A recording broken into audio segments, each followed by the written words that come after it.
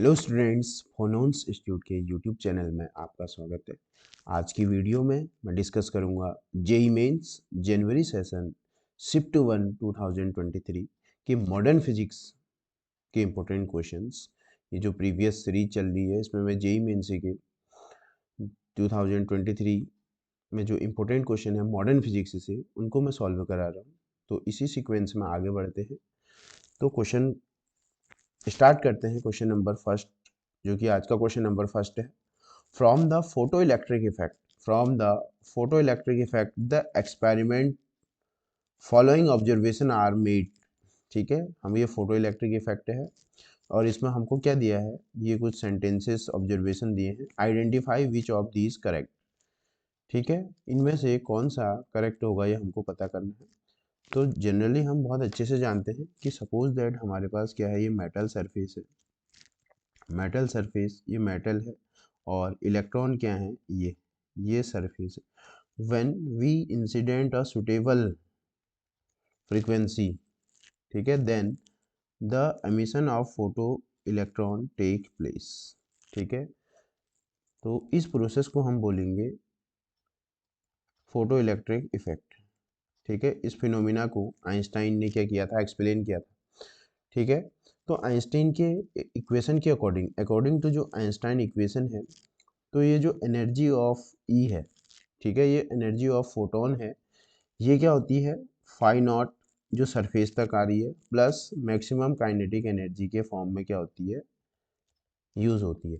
तो आइंस्टीन की जो फोटो इलेक्ट्रिक इक्वेशन है, ये total energy of the incident photon is equal to work function plus maximum kinetic energy of the electron के equal to. Clear, ये Einstein की photo electric equation है। और वी नो दैट जो के E max होता है, मैक्सिमम काइनेटिक एनर्जी, जो मैक्सिमम काइनेटिक एनर्जी होता है वो ई इंटू वी नॉट होता है, वेयर वी नॉट को हम बोलते हैं स्टॉपिंग पोटेंशियल। स्टॉपिंग पोटेंशियल क्या होता है, the value of negative potential at which photo electric current becomes zero, इसको हम बोलेंगे स्टॉपिंग पोटेंशियल। क्लियर, तो अगर हम यहाँ से के ई मैक्स की अगर वैल्यू निकालते हैं कि काइनेटिक एनर्जी मैक्स की वैल्यू निकालेंगे, तो ये कितना आ जाएगा, ई माइनस फाई नॉट आ जाएगा। ठीक, K E max in the place of K E max put E V naught equal to, E की जगह हम H nu minus phi naught इस तरीके से पुट कर देते हैं। तो वी नॉट इक्वल टू आ जाएगा H by E into nu minus phi naught by E. ये एक मोस्ट इम्पोर्टेंट रिजल्ट्स हम यहाँ से निकाल दिया कि जो स्टॉपिंग पोटेंशियल है वो कौन कौन से फैक्टर पर डिपेंड कर रहा है। ठीक है, V naught is the stopping potential. तो from this equation we observe that the stopping potential is depends on frequency of incident radiation. Nu is the frequency of incident radiation. Frequency of incident radiation. Also phi naught is its work function. Phi naught is its work function. Clear है, तो जो stopping potential है वो frequency of incident radiation of work function पर depend करता है। Clear, तो now moving on observation number A, the stopping potential depends only on the work function of the metal. ठीक है, तो ये जो सेंटेंस है ये क्या है, अभी जो इक्वेशन है इसके अकॉर्डिंग पूरा रॉन्ग है। क्यों, क्योंकि अभी ये डिस्कस किया था मैंने, जो स्टॉपिंग पोटेंशियल है, स्टॉपिंग पोटेंशियल फ्रीक्वेंसी और वर्क फंक्शन पर डिपेंड कर रहा है। बट यहाँ पर क्या कर दिया, ये ओनली शब्द ने काम खराब कर दिया। ठीक है, ओनली सिर्फ जो स्टॉपिंग पोटेंशियल है, it is not depends only on work function, it will also depends on the frequency of incident radiation। तो फर्स्ट जो स्टेटमेंट है, ऑब्जर्वेशन है, ये रॉन्ग हो गया। ये ओनली की वजह से ये गलत हो गया, सिर्फ वर्क फंक्शन पर डिपेंड नहीं करता है, while depends on frequency of incident radiation। getting now observation B को रीड करते हैं। The saturation current increases as the intensity of incident light increases. बिल्कुल सही है।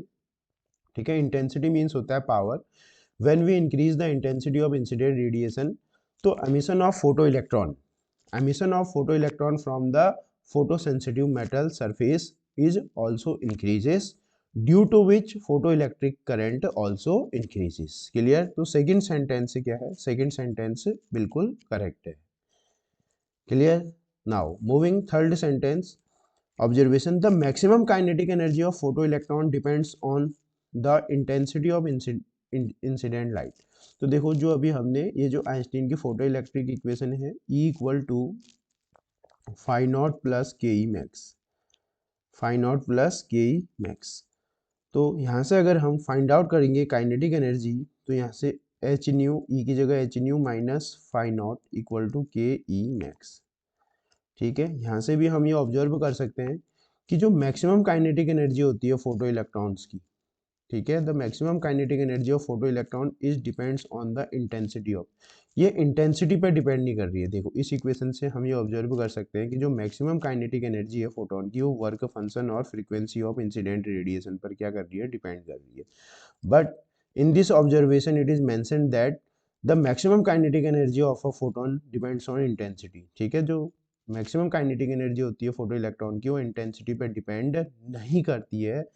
किस में डिपेंड करती है? फ्रीक्वेंसी ऑफ इंसिडेंट रेडिएशन और वर्क फंक्शन पे डिपेंड करती है. तो देखो सी, ये सी भी क्या हो जाएगा? सी ऑब्जर्वेशन भी क्या हो जाएगा? रॉन्ग हो जाएगा. Clear? Now moving on fourth observation. Photo electric effect can be explain using wave theory of light. ये बिल्कुल रॉन्ग स्टेटमेंट है. फोटो जो wave theory is unable to describe the photo electric effect. Photoelectric effect can be successfully explained by particle nature of the particle nature, not wave theory. Particle theory, particle nature of the light. That means quantum theory की help से हम क्या कर सकते हैं? Quantum theory की help से हम क्या कर सकते हैं? फोटो इलेक्ट्रिक इफेक्ट को हम क्या कर सकते हैं? एक्सप्लेन कर सकते हैं. क्लियर? तो ये ऑब्जर्वेशन को मैंने एक्सप्लेन किया. तो नाउ अब यहाँ से हमने सिलेक्ट करना है. तो बी और सी, बी और सी तो होगा नहीं, ए और सी भी नहीं होगा, ए बी डी भी नहीं होगा. तो इस क्वेश्चन का जो करेक्ट आंसर होगा वो क्या होगा? Only B. Only B is the correct answer of this questions. Clear? Only B is the correct answer of this questions. ठीक है, तो इस तरीके से अगर आपको बेसिक नॉलेज है तो एलिमिनेशन मेथड की हेल्प से भी हम क्या कर सकते हैं? इन एमसीक्यू को क्या कर सकते हैं? बहुत अच्छे वे में क्या कर सकते हैं? सॉल्व कर सकते हैं. क्लियर हो गया? और ये जो क्वेश्चन है जेईई मेंस में आया है, जनरली ये थ्योरेटिकल क्वेश्चन है. तो डेफिनेटली ये जो क्वेश्चन है फर्दर नीट, ठीक है, यूकेपीएससी लेक्चरर, ठीक है, नीट जेईई और भी केवीएस एनवीएस जितने भी डेली कॉम्पिटिटिव एग्जाम है इनमें क्वेश्चन के आने की पूरी प्रोबेबिलिटी है. ठीक है, तो थैंक यू.